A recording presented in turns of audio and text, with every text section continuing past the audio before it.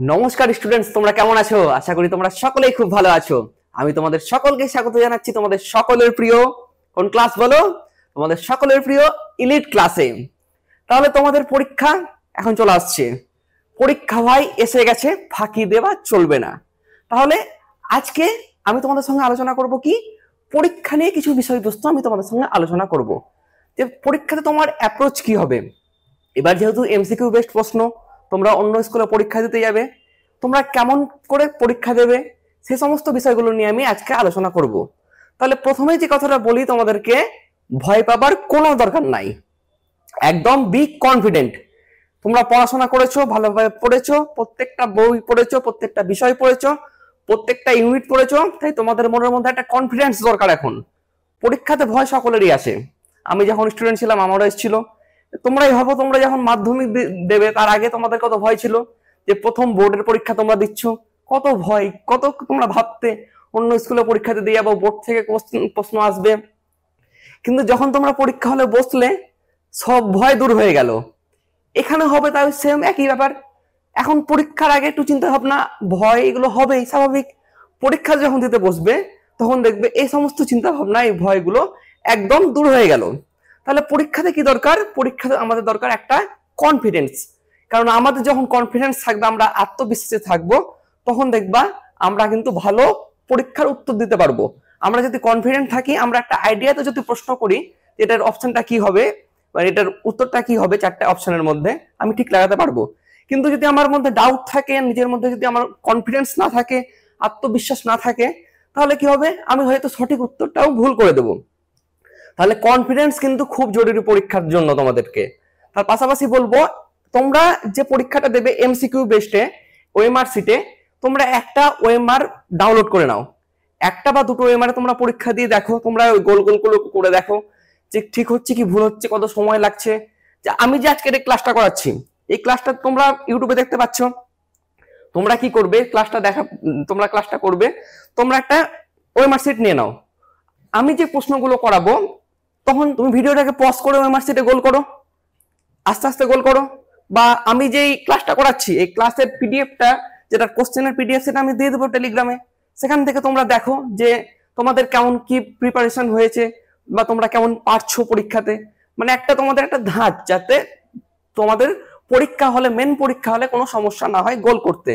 আর যেটা মেন বিষয়, সেটা হচ্ছে রোল নাম্বার, রেজিস্ট্রেশন নম্বর, আরো যে সমস্ত যাবতীয় বিষয়বস্তুগুলো আছে, সেগুলো কিন্তু ঠান্ডা মাথায় ভালোভাবে তোমরা ফিল আপ করবে, কোনো তাড়াহুড়া করবে না। ওএমআর সিটে তোমরা ভালোভাবে দেখবে, রেজিস্ট্রেশনের নম্বর জায়গায় রেজিস্ট্রেশন নম্বর দিবে, রোলের জায়গায় রোল দেবে, খুব ভালোভাবে তোমরা ফিল আপ করবে। দরকার হলে তোমাদের যে এক্সামিনার থাকবে, ওনাকে তোমরা জিজ্ঞেস করে নেবে যে কোথায় কি করতে হবে, কেননা রোল নাম্বার, রেজিস্ট্রেশন নম্বর কিন্তু খুব জরুরি। তাহলে যে বিষয়গুলো আমি তোমাদের সঙ্গে বললাম, সেই বিষয়গুলো তোমরা অবশ্যই মাথায় রাখবে। তাহলে চলো আজকের ক্লাসটা আমরা শুরু করি। সেটা কি? সেটা হচ্ছে মানবীয় ভূগোল। তোমরা জানো ভূগোলের তিনটে ইউনিট, প্রাকৃতিক ভূগোল, মানবীয় ভূগোল, আর একটা হচ্ছে ভারতীয় ভূগোল। আমি তোমাদেরকে কি পড়িয়েছিলাম বলো তো? মনে আছে না? মনে আছে না? নাই ভুলে গেছো? আমাকে ভুলে যাওনি তো অনেকে? হ্যাঁ, ঠিক বলেছো, মানবীয় ভূগোল পড়িয়েছিলাম। এই মানবীয় ভূগোলের উত্তর করা কিন্তু খুবই সোজা, কারণ এখানে তোমার দুটো ইউনিট রয়েছে। এই দুটো ইউনিটের মধ্যে কিন্তু তুমি অনেকগুলো প্রশ্ন পেয়ে যাবে। তাহলে মানবীয় ভূগোলটা আজকে আমরা পড়বো। তোমরা যে যেখান থেকে পড়েছো, যে স্যারের নোট পড়েছো, যে বই থেকে পড়েছো, যেখান থেকে পড়েছো, হয়তো আমাদের টেস্ট সিরিজ করেছো বা কোশ্চেন ব্যাংক, প্রশ্ন বিচিত্রা, তারপরে তোমার আরো যে সমস্ত জিনিসগুলো রয়েছে, যেখান থেকে তোমরা পড়েছো সেই বিষয়গুলো তোমরা এখন ভালো করে পড়ো। যেগুলো তোমরা পড়েছো সেগুলোই ভালো করে পড়ো, দেখবে তোমাদের রিভিশন খুব ভালো হবে, তোমাদের পরীক্ষাও খুব ভালো হবে। তোমরা শুধু যদি ভাবো যে স্যার আজকে এখানে প্র্যাকটিস করাচ্ছে, এগুলোই পরীক্ষাতে আসবে, এগুলোই পড়ে চলে যায়, একদম হয়ে যাবে, তা কিন্তু করবে না। তোমরা যেগুলো পড়েছো আগে থেকে, প্রথম থেকে যেগুলো যেগুলো তোমরা পড়েছো, সেগুলো কিন্তু রিভাইজ করো, ভালোভাবে রিভাইজ করো। এটা জাস্ট একটা প্র্যাকটিস। তাহলে চলো আজকের প্র্যাকটিস সেশনটা আমরা শুরু করি, ঠিক আছে? তাহলে প্রথমে আমরা যেটা দেখবো সেটা হচ্ছে প্রথম প্রশ্ন, ভারতের জনগণনা আয়োগ কর্তৃক নির্দেশিত পৌরসভার মানদণ্ড অনুযায়ী কোন শহরে ন্যূনতম জনসংখ্যা কত হবে? কোন শহরে ন্যূনতম জনসংখ্যা কত হবে বলো? আমি পড়েছিলাম। যারা ক্লাসটা দেখছো, ভিডিওটা পজ করো, অ্যান্সারটা ওএমআর শিটে বা যে নিজের যে খাতা আছে সেখানে গোল করো। তোমরা ক্লাস শেষে আমাকে জানাও যে তোমার অ্যান্সার কত হয়েছে, তাহলে আমি বুঝতে পারবো যে তোমরা ভালোভাবে পড়াশোনা করেছো। তোমরা নিজেরাই বুঝতে পারবে যে আমরা পরীক্ষাতে পারবো। অ্যান্সার কি হবে বলো, এটা কত হবে? হ্যাঁ, এটার অ্যান্সার হবে, ঠিক বলেছো, 5000 জন। তাহলে আমরা জেনেছিলাম যে কোন একটা শহরে জনসংখ্যা হবে 5000 জনের অধিক, আর আমরা কি জেনেছিলাম, জনঘনত্ব হবে 400 জনের প্লাস, আর আমরা জেনেছিলাম যে 75% মানুষ অকৃষিকার্যের সঙ্গে শহরে যুক্ত থাকবে, অকৃষিকার্যের সঙ্গে যুক্ত থাকবে। বোঝা গেছে? তাহলে শহরের ন্যূনতম জনসংখ্যা কত হবে? 5000 জনের অধিক। নেক্সট প্রশ্ন চলো দেখি। নেক্সট প্রশ্ন বলো কি হবে? কোন শহরের মোট জনসংখ্যা 1 লক্ষের বেশি হলে তাকে কি বলে? বলো কি হবে? 1 লক্ষের বেশি হলে তাকে আমরা কি বলি বলো? হ্যাঁ, 1 লক্ষের বেশি হলে তাকে আমরা বলি নগর। 1 লক্ষের বেশি হলে তাকে আমরা বলি নগর। 10 লক্ষের বেশি হলে তাকে আমরা বলি মহানগর। আর 50 লক্ষের বেশি হলে আমরা তাকে বলি অতি মহানগর। বোঝা গেছে? আমি খুব ফাস্ট পড়াচ্ছি, কেননা তোমরা ভিডিওটা পজ করে করে দেখবে, আস্তে আস্তে দেখবে উত্তরগুলো কিন্তু তোমরা নিজেরাই চেষ্টা করো, তাহলে দেখবে তোমাদের প্র্যাকটিসটাও ভালো হচ্ছে। তারপরে বলো, পৌরপুঞ্জ বা কনারভেশন শব্দটি প্রথম কে ব্যবহার করেন? অপশন কি কি রয়েছে? Louis Mumford, Burgess, Patrick Geddes, Gottman. তাহলে আমরা কি জানি, বার্জেস কি করেন? বার্জেস কেন্দ্র বেষ্টনী তত্ত্ব দেন। কেন্দ্র বেষ্টনী তত্ত্ব বা কনসেন্ট্রিক জোন থিওরি দেন তিনি। লুই মামফোর্ড কি করেন? লুই মামফোর্ড শহরে 6টি ভাগ করেন, পৌর বসতি তিনি 6টি ভাগ করেন। আর এই তাহলে কি থাকলো? গটম্যান আর প্যাট্রিক গ্যাডেস। এই গটম্যান কি করেন বলো? আমি পড়েছিলাম গটম্যান কোন শব্দটা ব্যবহার করেন? গটম্যান মহাপৌরপুঞ্জ কথাটা ব্যবহার করেন। তাহলে বাকি কি থাকলো? বাকি থাকলো প্যাট্রিক গ্যাডেস। তাহলে উত্তরটা কি আছে তোমাদের দেখে নাও।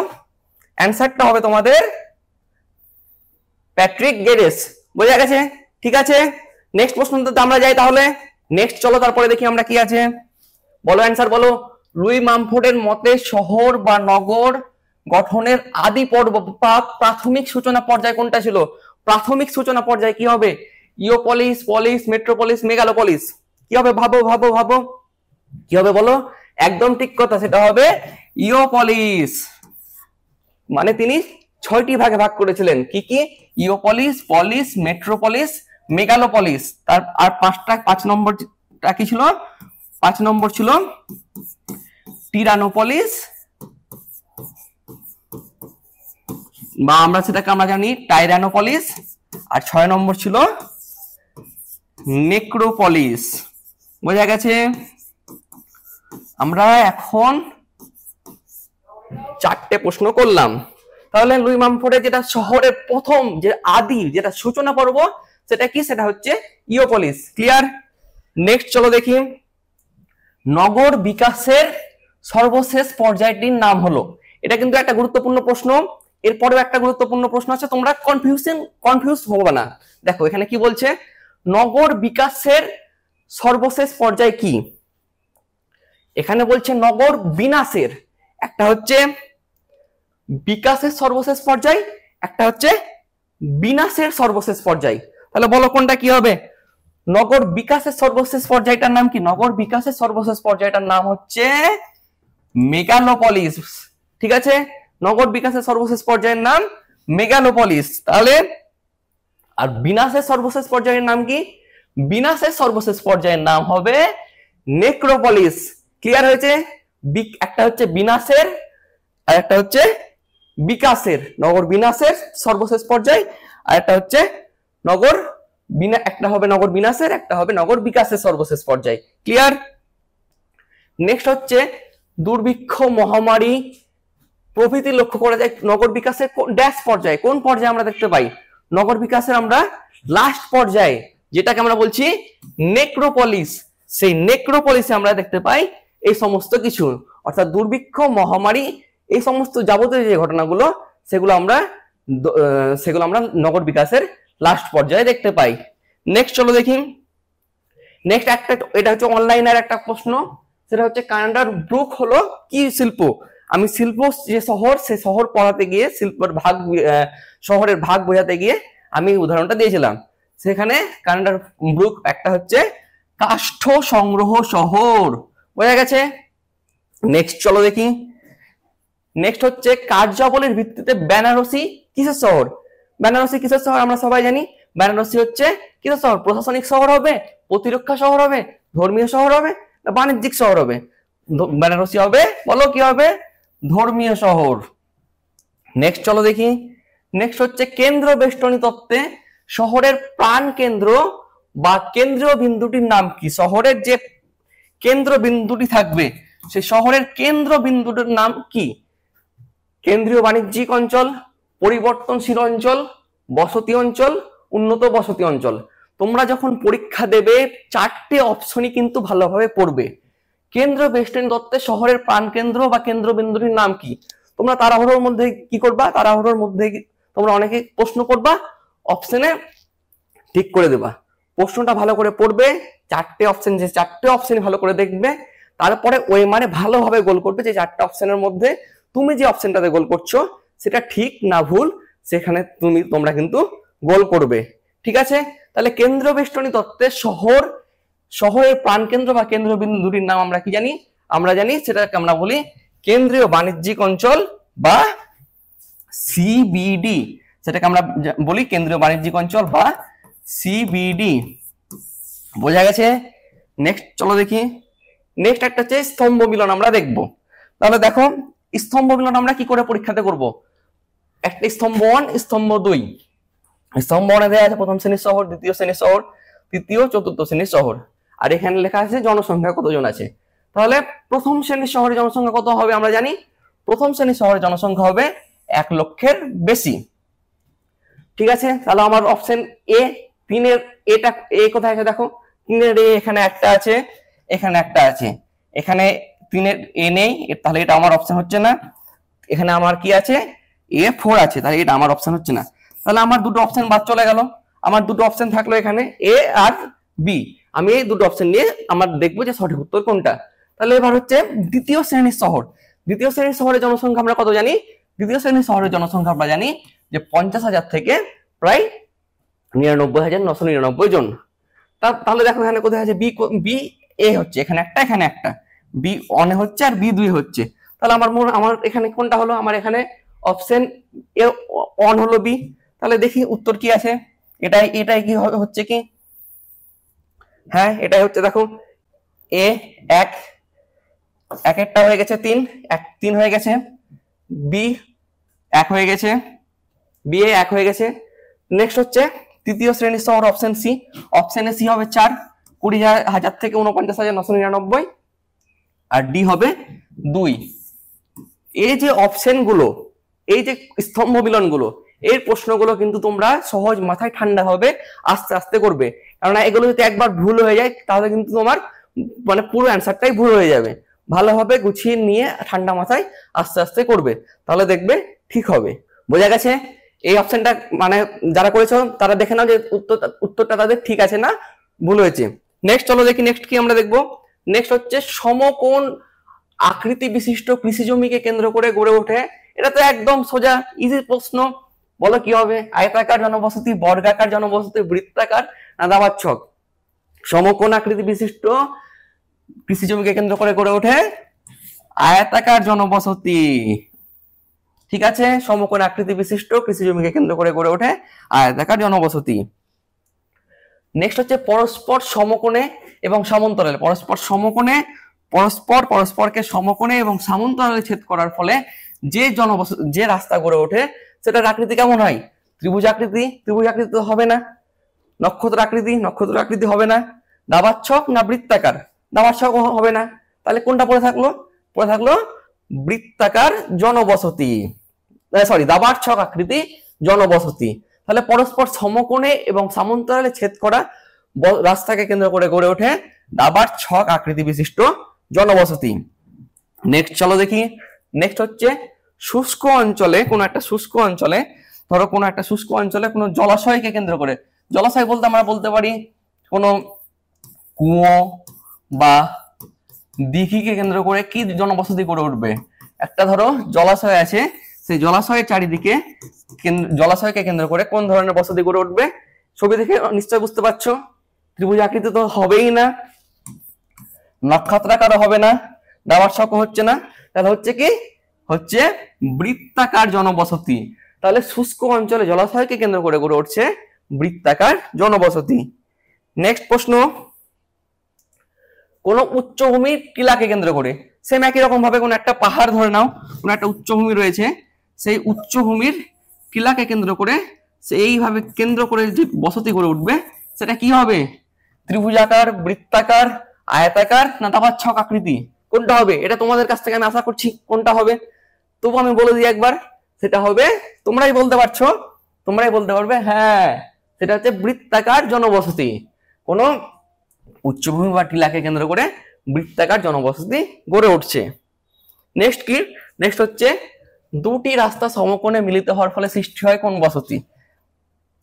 দুটি রাস্তা সমকোণে মিলিত হওয়ার ফলে, এটা আমি বলবো না, এটা তোমাদেরকে করতে হবে। দুটি রাস্তা, একটি রাস্তা দিক থেকে এলো, একটি রাস্তা দিক থেকে এলো, দুটি রাস্তার মিলন ঘটলো, বা এরকম হতে পারে একটি রাস্তা এখান থেকে একটা রাস্তা গেল, তাহলে এই দুটি রাস্তার মিলনের ফলে কোন কোন ধরনের আকৃতির বসতি সৃষ্টি হয়? তোমরা এখান থেকে দেখে বুঝে নেবে দুটি রাস্তা মিলনের ফলে কোনটা সৃষ্টি হবে। এল এবং টি আকৃতি হবে, ওয়াই আকৃতি হবে, ত্রিভুজ আকৃতি হবে না অশ্বক্ষুর আকৃতি হবে? এটা আমি তোমাদেরকে বলবো না। তাহলে 16 নম্বর প্রশ্নটা তোমরা কমেন্ট বক্সে উত্তর দেবে যে কি হবে। ঠিক আছে, দুটি রাস্তা সমকোণে মিলিত হওয়ার ফলে সৃষ্টি হয়, এই চারটে অপশনের মধ্যে কোনটা হবে সেটা তোমরা কমেন্ট বক্সে উত্তর দাও। নেক্সট হচ্ছে, এটাও আমি বলবো না, এটাও একটা ইজি প্রশ্ন। তিন দিক থেকে, একদিক, দুদিক আর একটা হচ্ছে তিন দিক, এই যে তিন দিক থেকে একটা রাস্তার মিলনের ফলে কোন জনবসতির সৃষ্টি হয়? তিন দিক থেকে রাস্তা এসে একটি বিন্দুতে মিলিত হওয়ার ফলে সৃষ্টি হয় কোন আকৃতির বসতি? এটাও তোমরা অ্যান্সারটা কমেন্ট বক্সে উত্তর দেবে। এ এল আকৃতি, বি টি আকৃতি, সি ওয়াই আকৃতি না ডি এস আকৃতি? তাহলে নেক্সট চলো আমরা দেখি। নেক্সট প্রশ্ন হচ্ছে, আফ্রিকার জুলু উপজাতিদের বৃত্তাকার বসতির নাম কি? এটা আমি পড়াবার সময় বলেছিলাম, সেটা হবে অপশন সি ক্রাল। বোঝা গেছে? চারটে অপশন আমি কি আছে দেখে নাও একবার, হ্যামলেট, প্লায়া, ক্রাল বা কোনোটি নয়, সেটা হচ্ছে অপশন সি ক্রাল। নেক্সট চলো দেখি। নেক্সট আরেকটা তোমাদের কাছে ছক চলে এসছে, সেটা কি? বসতির নকশা একদিকে রয়েছে, স্তম্ভ 2 এ রয়েছে উদ্ভব, এটা আমরা কোথায় দেখতে পাই? তাহলে এল এবং টি আকৃতির বসতি কোথায় হবে? যখন দুটি রাস্তা সমকোণে মিলনের ফলে গড়ে ওঠে, দুটি রাস্তা সমকোণে মিলনের ফলে গড়ে উঠছে। তারপর হচ্ছে দেখো বৃত্তাকার জনবসতি, বৃত্তাকার জনবসতি কোথায় গড়ে উঠছে? কোন শুষ্ক অঞ্চলে জলাশয়কে কেন্দ্র করে। তাহলে আমি দেখো দুটো অপশন পেয়ে গেলাম, একটা হচ্ছে এ হচ্ছে 3, এ এখানেও 3 আছে, এখানেও 3 আছে, আর বি 2 আর 4, বি 4 হচ্ছে এখানে। তাহলে আমার উত্তর এটাই হবে। কিন্তু তোমরা পরীক্ষাতে ভালোভাবে এগুলো ঠিক দেখে নেবে যে কোনটা ঠিক হচ্ছে, তারপরে তোমরা অ্যান্সারটা করবে। নেক্সট দেখো কি, দাবার ছক আকৃতি বসতি। দাবার ছক আকৃতি বসতি কি হবে? জনবসতির রাস্তাঘাট গুলো যখন পরস্পরকে সমকোণে বা সমান্তরালে ছেদ করবে তখন কিন্তু দাবার ছক আকৃতি বসতি গড়ে উঠবে। আর পাখা আকৃতির বসতি নদী বাঁকের ধারে, ফেরিঘাটের কাছে অথবা কোনো জলাশয়কে কেন্দ্র করে।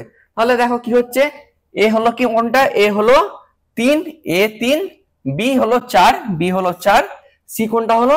সি হলো অপশন 1, সি হলো অপশন 1 আর ডি হলো 2, ডি হলো 2। তাহলে আমরা দেখো এটা এখানে রয়েছে, অপশন এ হচ্ছে আমার উত্তর। তাহলে পরীক্ষাতে তোমরা কি করে করবে বোঝা গেল?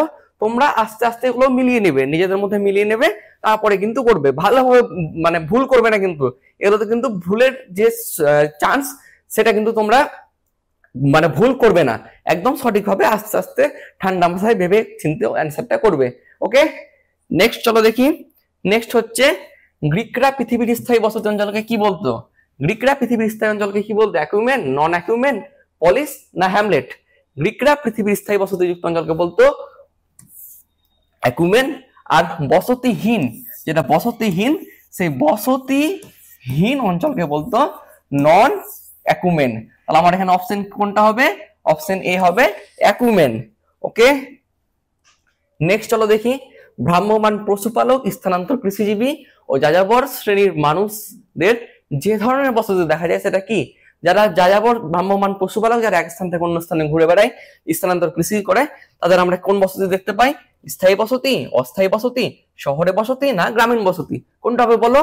তোমরা বুঝতেই পারছো কোনটা হবে, সেটা হবে অস্থায়ী বসতি, অপশন বি। ক্লিয়ার? নেক্সট প্রশ্ন, মূল গ্রাম থেকে বিচ্ছিন্ন ক্ষুদ্র জনবসতি কি নামে পরিচিত? কোন একটা মূল গ্রাম, সেই মেন গ্রাম থেকে বিচ্ছিন্ন হয়ে যে অনেক দূরে যে বসতি অঞ্চল গড়ে ওঠে সেটাকে আমরা কি বলবো? অ্যাকুমেন, নন অ্যাকুমেন, পলিস না হ্যামলেট? তাহলে সেটা হবে হ্যামলেট, অপশন ডি। নেক্সট কি?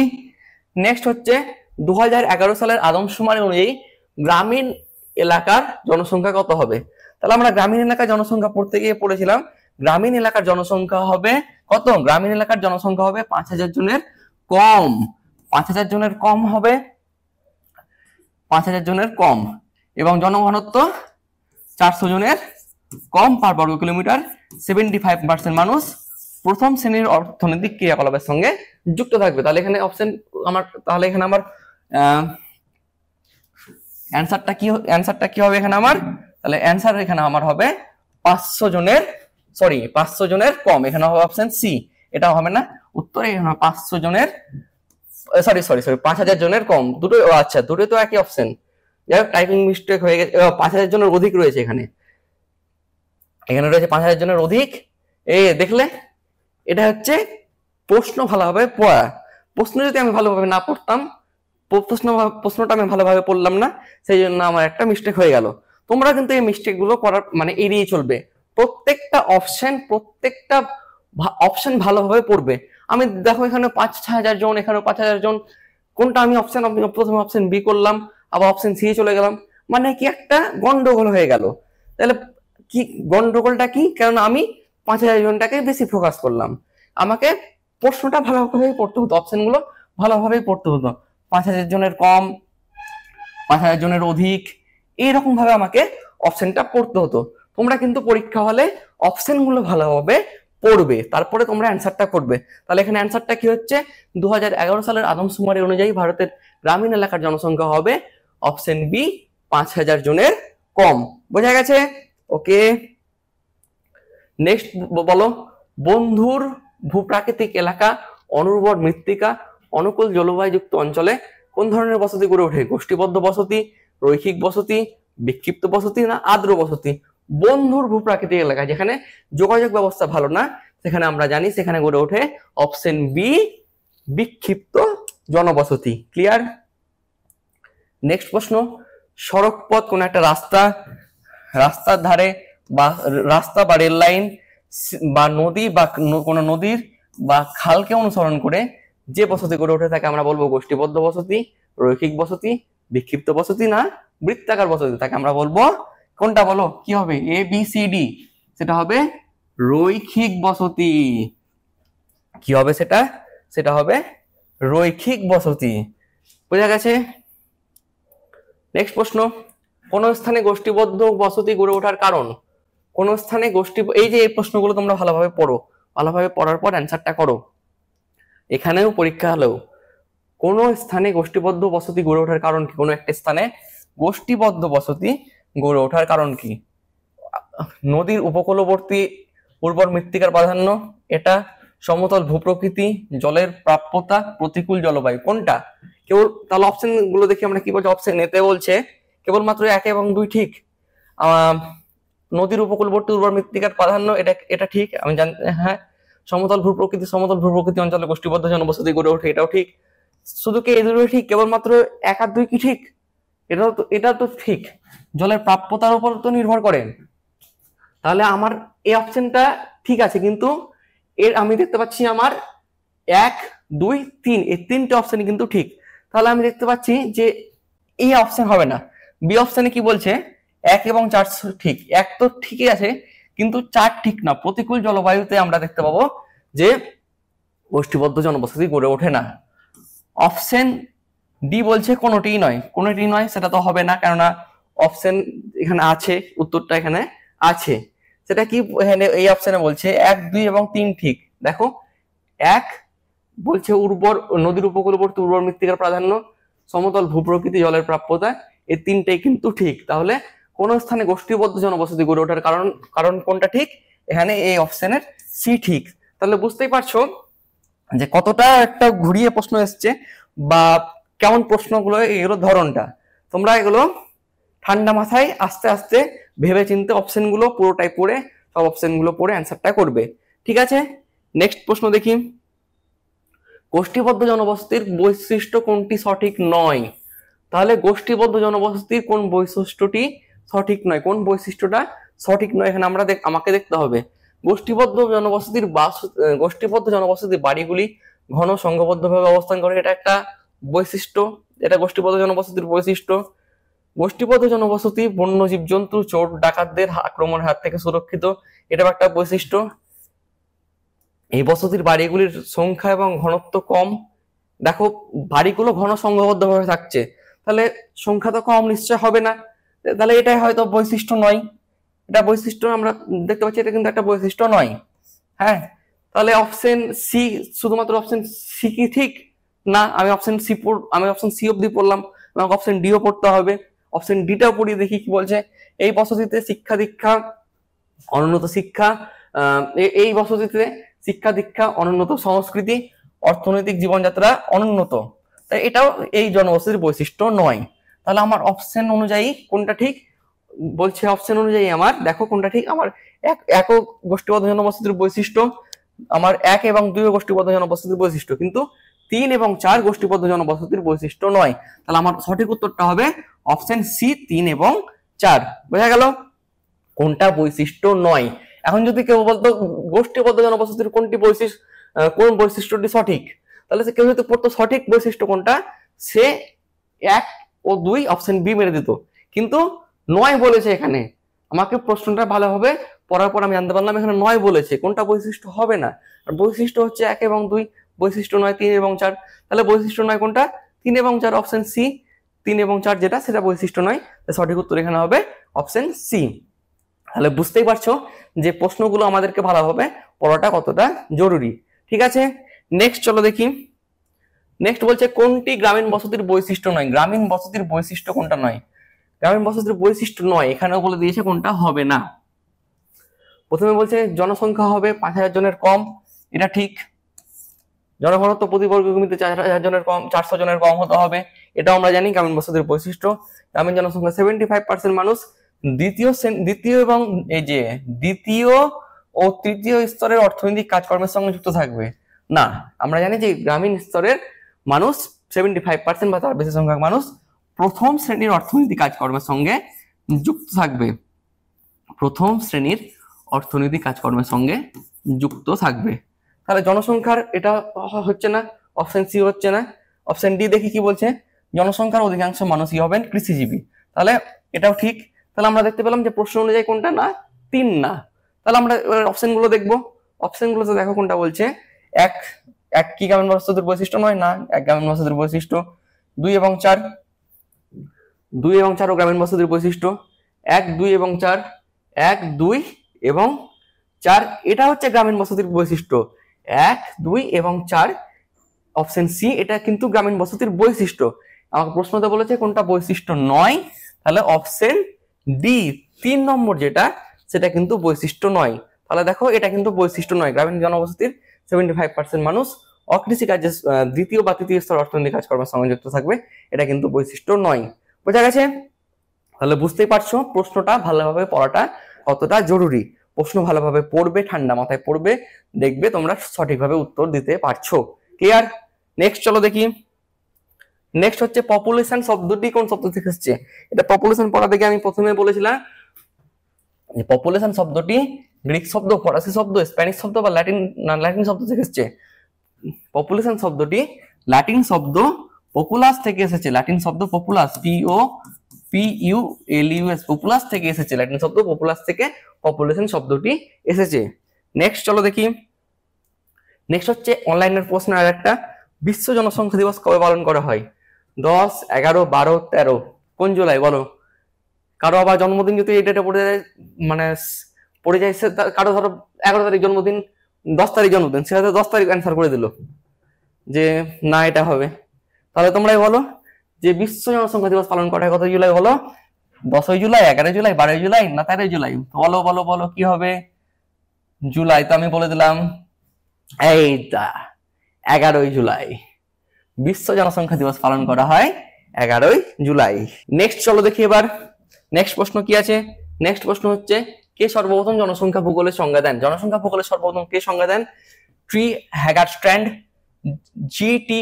ট্রিঅর্থা, অকারম্যান না জন ক্লার্ক? কোনটা হবে বলো? এটা ভূগোল পড়াতে গিয়ে বলেছিলাম প্রথম দিকে যে সর্বপ্রথম জনসংখ্যা ভূগোলের সংজ্ঞা দেন কে হবে? Option B. অপশন বি হবে জি.টি. ট্রিঅর্থা সর্বপ্রথম জনসংখ্যা ভূগোলের সংজ্ঞা দেন। ক্লিয়ার? নেক্সট চলো দেখি। নেক্সট হচ্ছে জনঘনত্ব কাকে বলে? জনঘনত্ব হচ্ছে, জনঘনত্ব কি এটা আমি ভালো করে বুঝিয়ে দিয়েছিলাম, এটা ইউটিউবে তোমরা দেখতে পাবে, একটা ক্লাস তোমাদের কাছে এসেছিল যে জনঘনত্ব জিনিসটা কি। তাহলে জনঘনত্ব জিনিসটা কি বা জনঘনত্ব সমান সমান কি? কোন দেশ বা অঞ্চলের মোট জনসংখ্যা বাই ওই অঞ্চলের মোট জমির পরিমাণ। ঠিক আছে, দেশের মোট জনসংখ্যা দেশের কার্যকারী জমির পরিমাণ এটা, দেশের মোট জমির পরিমাণ দেশের মোট জনসংখ্যা এটা, নাকি দেশের মোট কার্যকারী জমির পরিমাণ দেশের মোট মানুষ জমির অনুপাত, কোনটা? তাহলে কোন অঞ্চলে জনঘনত্ব বলতে আমরা বোঝাই কোন একটা অঞ্চলের প্রতি বর্গ কিলোমিটারে কত সংখ্যক লোক বসবাস করছে। তাহলে এখানে অপশন অনুযায়ী কোনটা হবে আমাদের সঠিক উত্তর? এখানে কার্যকারী জমি, শুধুমাত্র জনঘনত্বতে কার্যকারী জমির পরিমাণ হবে না, মানুষ জমির অনুপাতও এখানে আমরা থাকবে না। তারপর হচ্ছে মোট কার্যকারী জমির পরিমাণও এখানে বলছে না। তাহলে জনঘনত্ব হচ্ছে কোন দেশ বা অঞ্চলের মোট জনসংখ্যা ডিভাইডেড বাই ওই দেশ বা অঞ্চলের মোট জমির পরিমাণ। অপশন বি হচ্ছে এখানে সঠিক উত্তর, কোন দেশ বা অঞ্চলের মোট জনসংখ্যা বাই ওই দেশ বা অঞ্চলের মোট জমির পরিমাণ। নেক্সট হচ্ছে মোট জনসংখ্যার সঙ্গে কার্যকারী জমির অনুপাতকে কি বলে?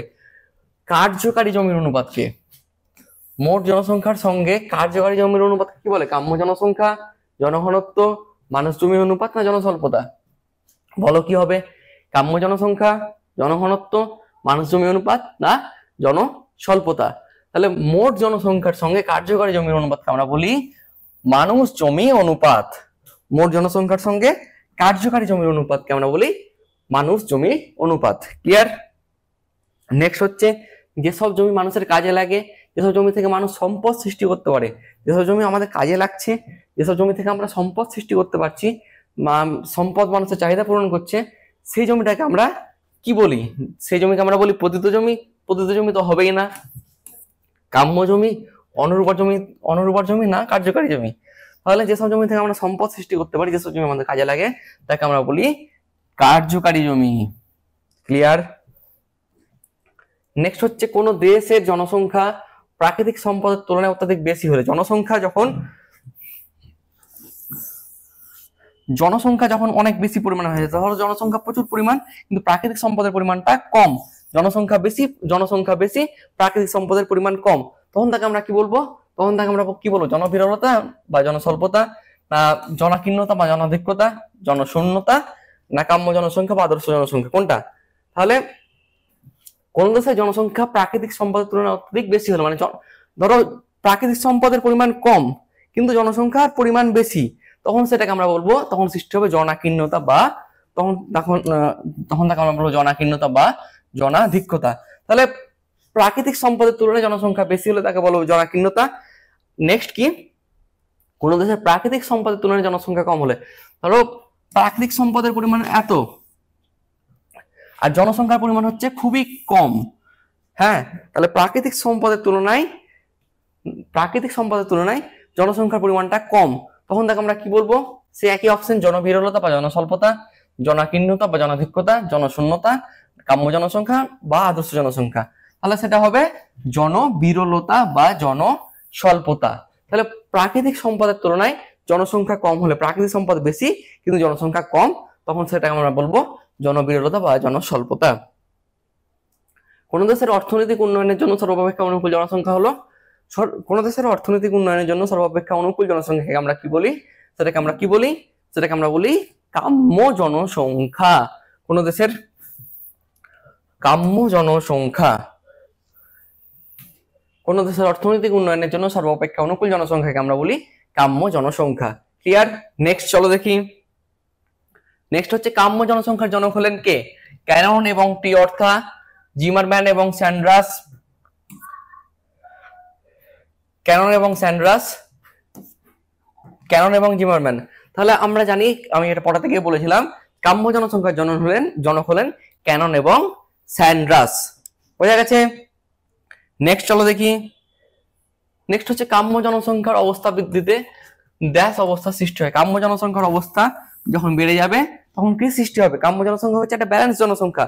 কাম্য জনসংখ্যার অবস্থা বৃদ্ধিতে সৃষ্টি হবে জনাধিক্যতা।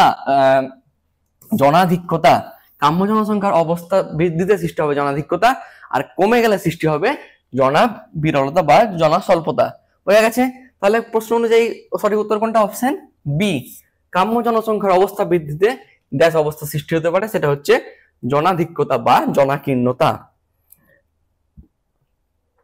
নেক্সট হচ্ছে সেন্সার শব্দটি কোন শব্দ থেকে এসেছে? সেন্সার শব্দটি কোন শব্দ থেকে এসেছে বলো? গ্রিক শব্দ, রোমান শব্দ, ল্যাটিন শব্দ না ফরাসি শব্দ?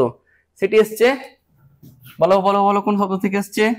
সেটি হবে লাতিন শব্দ থেকে এসছে। সেন্সার শব্দটি লাতিন শব্দ থেকে এসেছে। তাহলে আমাদের 40টা প্রশ্ন হয়ে গেল। তোমরা বলো যে 40টা প্রশ্নের মধ্যে তোমাদের কতটা অ্যান্সার হলো সেটা তোমরা বলো। না, এখনো কিন্তু শেষ হয়ে যায়নি কোশ্চেন, আরো আছে। 40টা প্রশ্ন তোমরা করলে, বাকিগুলো আমরা করছি, এখনই করব। তো চলো করি। আর এখন তাহলে তোমরা যারা ভাবছো যে লাস্টে জানিয়ে দেবে কতগুলো ঠিক হলো, তারা লাস্টে জানিয়ে দেবে কতগুলো ঠিক হয়েছে। তাহলে চলো বাকি প্রশ্নগুলো দেখি। শুমারি শব্দের অর্থ কি? শুমারি শব্দের অর্থ হচ্ছে খোঁজ করা, পর্যবেক্ষণ করা, বিশ্লেষণ করা না গণনা করা? শুমারি শব্দের অর্থ হচ্ছে গণনা করা। নেক্সট প্রশ্ন হচ্ছে সর্বাধিক জনসংখ্যা বিশিষ্ট মহাদেশ, মানে কোন মহাদেশে সবথেকে বেশি জনসংখ্যা থাকে? এশিয়া, আফ্রিকা, উত্তর আমেরিকা না দক্ষিণ আমেরিকা? সবচেয়ে বেশি হচ্ছে সেটা হচ্ছে এশিয়া মহাদেশে।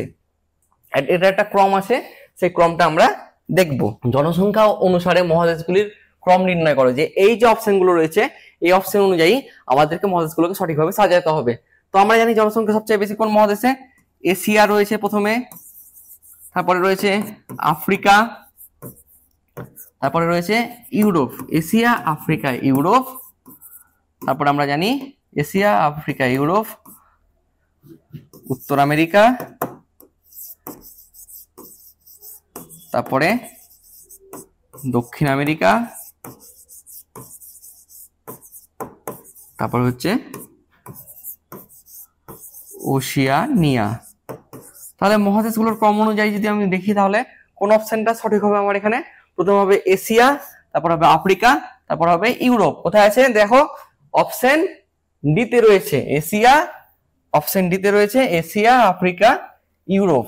তাহলে মহাদেশগুলির ক্রম অনুযায়ী যদি আমি সাজাই, তাহলে প্রথমে হবে এশিয়া, তারপর আফ্রিকা, ইউরোপ। এখানে আমি দেখতে পাচ্ছি যে সঠিক ক্রমটা কোনটা, সেটা হচ্ছে অপশন ডি। ঠিক আছে।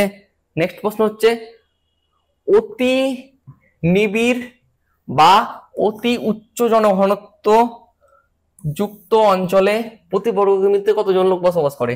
এরকম অনেক প্রশ্ন আছে। অতি নিবিড় বা উচ্চ জনঘনত্ব যুক্ত অঞ্চলে কত লোক বসবাস করে? নিবিড় ঘনত্ব যুক্ত অঞ্চলে কত লোক বসবাস করে?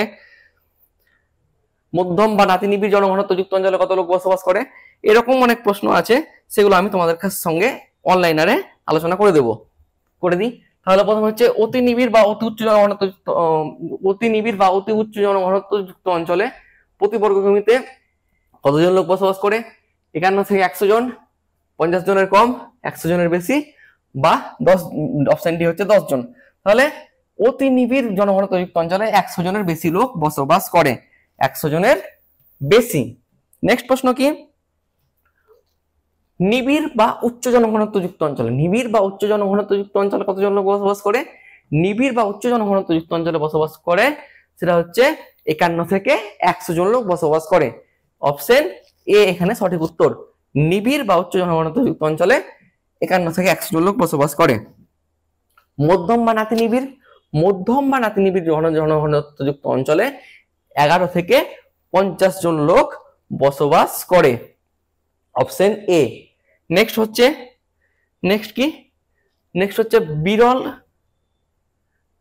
হচ্ছে বিরল বা নিম্ন জনঘনত্ব যুক্ত অঞ্চলে প্রতি বর্গ কিলোমিটার কতজন লোক বসবাস করে?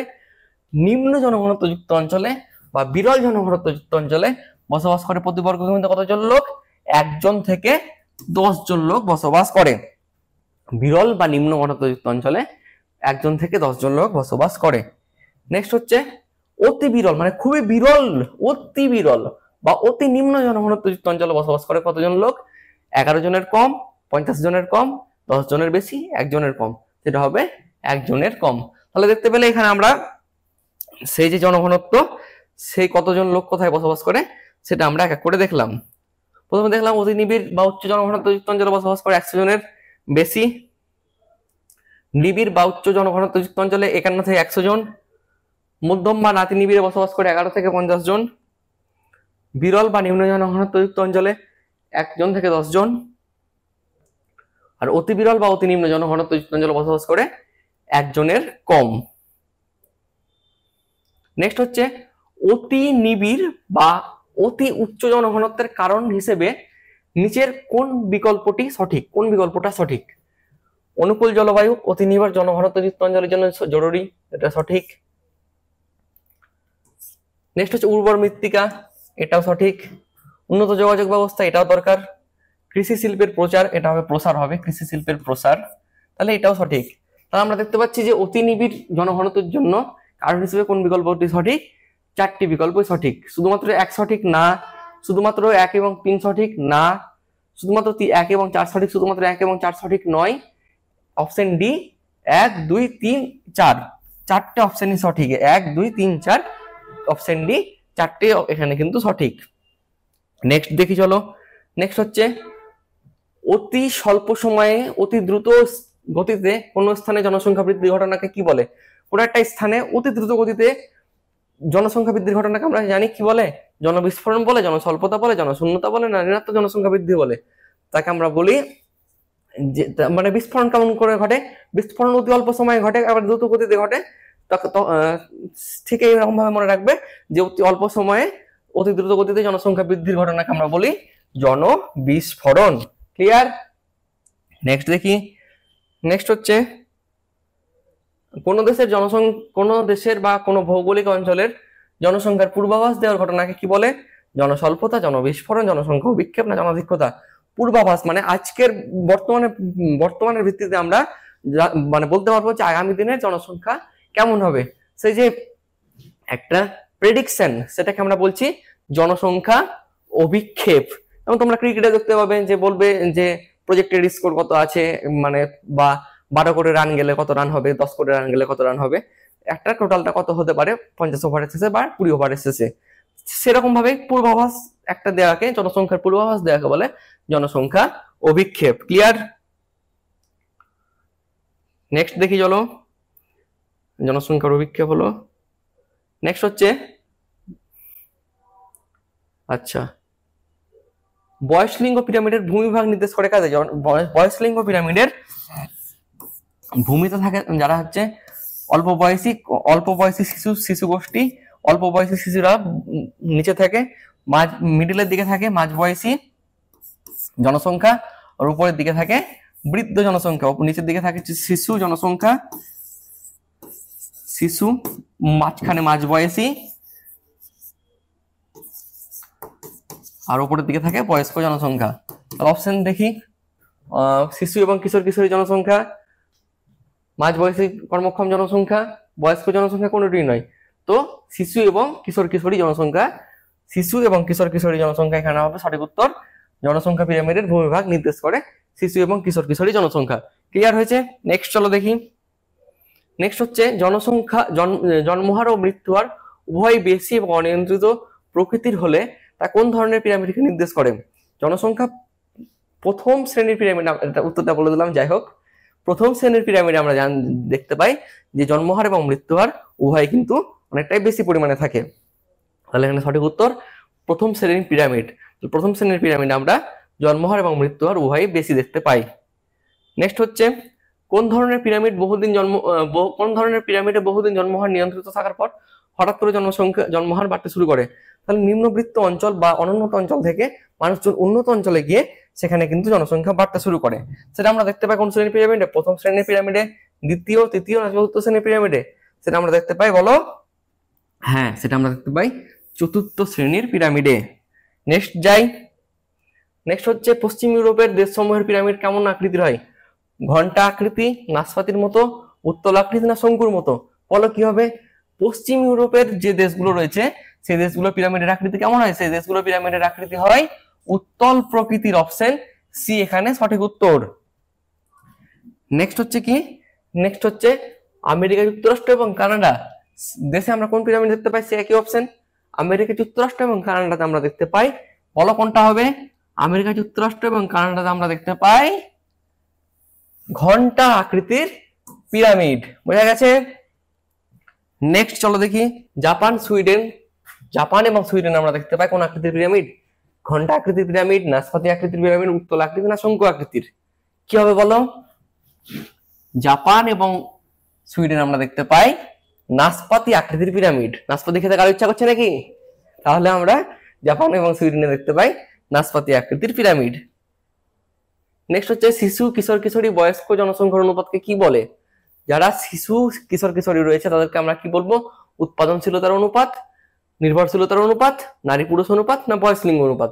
যারা উৎপাদনে সক্ষম, যেমন আমাদের পরিবারে বাবা, দাদা, জেঠু, যারা বয়স জ্যেষ্ঠরা রয়েছে তারা কিন্তু উৎপাদনে সক্ষম। তাহলে তারা হচ্ছে উৎপাদনশীল। আমরা তাদের উপর নির্ভর করি, আমরা তাদের উপর নির্ভর করি। যেমন তোমরা অনেকে তোমাদের বাবা মা তোমাদেরকে টিউশন ফি দেন, তোমাদের স্কুলের খরচা বা তোমাদের আরো যাবতীয় যে সমস্ত জিনিসগুলো রয়েছে সেগুলো তোমাদেরকে তোমাদের বাবা মারা প্রোভাইড করেন। আর আমরা কি, বা শিশু যারা রয়েছে, যারা কাজ করতে পারে না, তারা কাদের উপর নির্ভরশীল? তারা সেই যারা উৎপাদন করছে তাদের উপর নির্ভরশীল। তাহলে নির্ভরশীলতার অনুপাত হচ্ছে কারা? শিশু এবং কম বয়স্করা। শিশু, কিশোর কিশোরী, বয়স্ক জনসংখ্যার অনুপাতকে বলা হয় নির্ভরশীলতার অনুপাত। বোঝা গেছে? একটা হচ্ছে উৎপাদনশীল, যারা উৎপাদনে সক্ষম বা যারা অর্থ উপার্জন করে তাদেরকে আমরা বলবো উৎপাদনশীলতার অনুপাত। আর একটা হচ্ছে নির্ভরশীলতার অনুপাত, যারা উৎপাদনে সক্ষম নয়। তাহলে এখানে সঠিক উত্তর কোনটা হবে? সঠিক উত্তর হবে অপশন বি, নির্ভরশীলতার অনুপাত। নেক্সট হচ্ছে ডিএইচএস, এর পুরো নাম কি? প্রত্যেকটা অপশনে দেখো একটা একই রকম লাগছে। Digital and health system, demographic and health system, demographic and health survey নাকি ডেমোগ্রাফিক অ্যান্ড হাউসহোল্ড সার্ভে? কোনটা হবে? এখানে হবে অপশন সি, সেটা কি? Demographic and health survey, DHS এর ফুল ফর্ম। ওকে, নেক্সট হচ্ছে কি? এমআইসিএস। এখানেও দেখো অপশনগুলো প্রায় একই রকম। Minimum indicator cluster survey, maximum indicator cluster survey, multiple indicator cluster survey নাকি মাল্টিপল ইন্ডিকেটর ক্লাস্টার সিস্টেম? তাহলে হবে multiple indicator cluster survey. Option C এখানেও সঠিক উত্তর, multiple indicator cluster survey. Next হচ্ছে কোন নির্দিষ্ট অঞ্চলে কোন নির্দিষ্ট বছরে প্রতি 1000 জন মানুষ পিছু মোট যে পরিমাণ জীবিত শিশুর জন্ম হয় তাকে আমরা কি বলি? তাকে আমরা বলি স্থূল বা অশোষিত জন্ম হার। ক্লিয়ার? নেক্সট অপশন দেখি, আমরা প্রশ্ন দেখি। নেক্সট প্রশ্ন হচ্ছে একটা স্তম্ভটা মেলাই চলো। এক দেশ থেকে অন্য দেশে পরিব্রাজনের ঘটনা নতুন দেশের সাপেক্ষে, মানে একটা দেশ, আমি এই দেশ ছেড়ে এটা হচ্ছে বি দেশ, এই দেশ ছেড়ে আমি এই দেশে গেলাম, বি দেশে গেলাম, তাহলে নতুন দেশ আমাকে কি করবে? ওয়েলকাম জানাবে, অভিনন্দন জানাবে। তাহলে সেটা কি হবে? অভিবাসন। এখানে হবে অভিবাসন। মানুষের এক দেশ থেকে অন্য দেশে পরিব্রাজনের ঘটনা পূর্ববর্তী বা আগের দেশের সাপেক্ষে, সে আগের দেশ সেই দেশের সাপেক্ষে আমি ওই দেশ থেকে দেশে চলে গেলাম, তাহলে পূর্ববর্তী দেশের সাপেক্ষে কি হবে? পূর্ববর্তী দেশের সাপেক্ষে হবে প্রবাসন। ঠিক আছে? নেক্সট হচ্ছে কি দেখো, অনুন্নত বা উন্নয়নশীল দেশ থেকে অতি প্রতিভাবান, অতি উচ্চ বুদ্ধি সম্পন্ন ব্যক্তির উন্নত দেশে আগমনের ঘটনা উন্নত দেশের সাপেক্ষে কি হবে? যে একটা ধরো একটা এটা হচ্ছে অনুন্নত দেশ, এটা হচ্ছে উন্নত দেশ। তাহলে অনুন্নত দেশ থেকে কেউ ধরো উন্নত দেশে গেল, তাহলে একটা উচ্চ বুদ্ধি সম্পন্ন ব্যক্তি গেল, তাহলে উন্নত দেশে কি হলো? উন্নত দেশে হচ্ছে মেধা লাভ, উন্নত দেশে হবে মেধা লাভ। আর অনুন্নত দেশের সাপেক্ষে কি হবে? এই যে অনুন্নত দেশ, সেই অনুন্নত দেশের সাপেক্ষে হবে মেধা রপ্তানি। তাহলে এই যে অপশন গুলো আমরা দেখি কোথায় আছে, এক হচ্ছে 3, এক হচ্ছে 3, এক কোথায় 3 রয়েছে, এখানে 3 রয়েছে, এখানে 3 রয়েছে, এখানে 3 নেই, এখানে 3 নেই। তাহলে 1 3, বি হচ্ছে 1, বি 1 এখানে আছে, C2 এখানে আছে, D4 এখানে আছে। তাহলে অপশন এ হচ্ছে এখানে সঠিক উত্তর। তাহলে বুঝতেই পারছো কেমন করে তোমাদেরকে এই অ্যান্সার গুলো করতে হবে, বোঝা গেছে? নেক্সট চলো দেখি কি আছে। নেক্সট হচ্ছে যে সমস্ত উপাদান বা কারণের জন্য মানুষ তার বর্তমান অবস্থা ত্যাগ করে অন্য কোথাও যেতে বাধ্য হয়, সেই সমস্ত উপাদান বা কারণ হলে কি বলে? আমরা পড়েছিলাম যে পরিব্রাজনের দুটি কারণ আছে, আকর্ষণজনিত কারণ, একটা হচ্ছে বিকর্ষণজনিত কারণ। তাহলে মানুষ যখন বাধ্য হয়ে, মানে এখানে থাকছে মানুষ, এখান থেকে মানুষ ও একটা জায়গায় অন্য একটা জায়গায় যাচ্ছে, মানে এখান থেকে মানুষ ত্যাগ করে অন্য জায়গায় যাচ্ছে, বাধ্য হয়ে এই জায়গা থেকে মানুষ বাধ্য অন্য জায়গাতে যাচ্ছে। তাহলে যে সমস্ত উপাদান বা কারণের জন্য মানুষ তার বর্তমান অবস্থা, এখান থেকে মানুষ যখন ছেড়ে চলে গেল, এটা কি হচ্ছে? এই জিনিসটা কি হচ্ছে? মানুষ বিকর্ষণ হচ্ছে, এখান থেকে মানুষ বিকর্ষিত হচ্ছে, অন্য জায়গাতে যাচ্ছে, মানে অন্য জায়গার জিনিসটা মানুষকে আকর্ষণ করছে। তাহলে কি হবে? এখানে যে সমস্ত উপাদান বা কারণের জন্য মানুষ তার বর্তমান অবস্থা ত্যাগ করে, তাহলে সেটাকে আমরা কি বলবো? সেটাকে আমরা বলবো বলো? সেটাকে আমরা বলবো বিকর্ষণজনিত কারণ। একটা হচ্ছে বিকর্ষণজনিত কারণ, একটা হচ্ছে আকর্ষণজনিত কারণ। মানে বাধ্য হয়ে যখন অন্য কারণে যাই তখন সেটা হচ্ছে বিকর্ষণজনিত কারণ।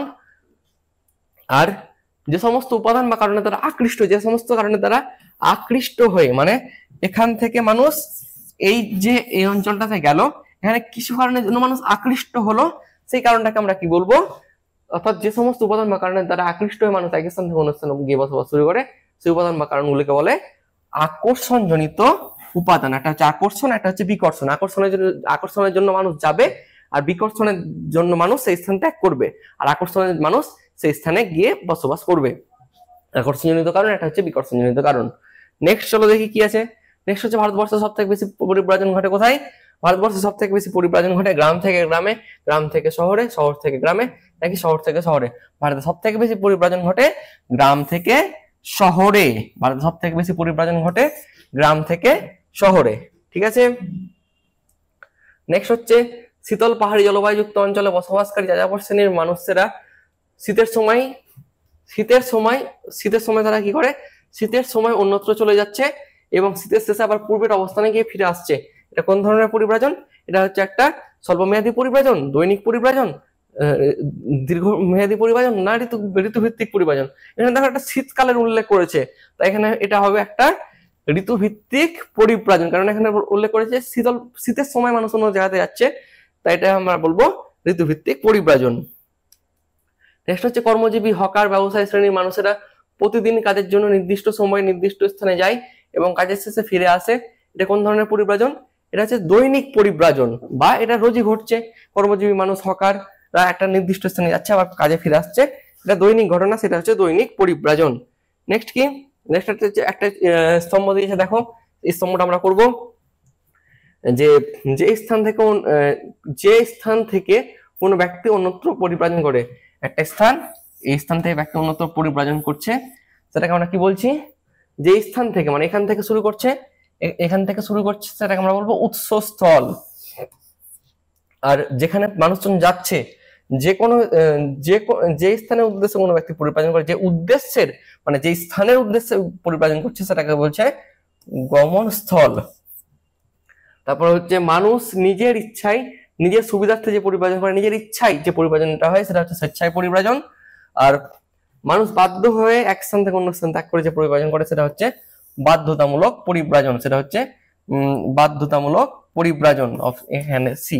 তাহলে এক হলো এ হলো 4, এ হলো 4, এ হলো 4, বি হলো এ হলো 2, এ হচ্ছে 2, বি হচ্ছে 4, বি 4, সি 1 আর ডি হচ্ছে 3। অপশন এ এখানে সঠিক উত্তর, বোঝা গেছে? অপশন এখানে সঠিক উত্তর। তাহলে স্টুডেন্টস, এটাই ছিল তোমাদের আজকের এমসিকিউ প্র্যাকটিস ক্লাস। তোমাদের স্কোর কত হলো, কে কতটা অ্যান্সার করতে পারলে, নিজের খামতিগুলো কতটা কি হলো, সেগুলো তোমরা নিজেদের মধ্যে অ্যানালিসিস করো। তোমরা নিজেরাই জানো যে আমার এখানে এই জায়গাতে খামতি রয়েছে, এই সব জিনিসগুলো আমার ঠিক করা দরকার। সেগুলো তোমরা এখন থেকে একটু শুরু করো, একটু পড়ো, দেখবে তোমাদের পরীক্ষা হলে কোনো অসুবিধা হবে না। তোমরা বি কনফিডেন্ট থাকো, একটু নিজেদের মধ্যে একটা আত্মবিশ্বাস নিয়ে আসো যে আমার পরীক্ষা ভালো হবে। তাহলে পরীক্ষার জন্য সকলকে আমি শুভকামনা জানাচ্ছি। তোমাদের সকলেরই থার্ড সেমিস্টারের পরীক্ষা খুব ভালো হোক। আমার তরফ থেকে, সমস্ত এলিট টিমের তরফ থেকে, এলিট পরিবারের সমস্ত টিচারের তরফ থেকে তোমাদেরকে সকলকে অভিনন্দন জানাচ্ছি। শুভকামনা সকলের প্রতি রইল। তোমরা ভালোভাবে পরীক্ষা দাও। দেখা হচ্ছে তোমাদের সঙ্গে আবার পরের সেমিস্টারে, সেমিস্টার 4-এ। তোমাদেরকে সকলকে অল দা বেস্ট জানাচ্ছি। তোমরা সকলে খুব ভালো থাকো, সুস্থ থাকো। নমস্কার, ধন্যবাদ।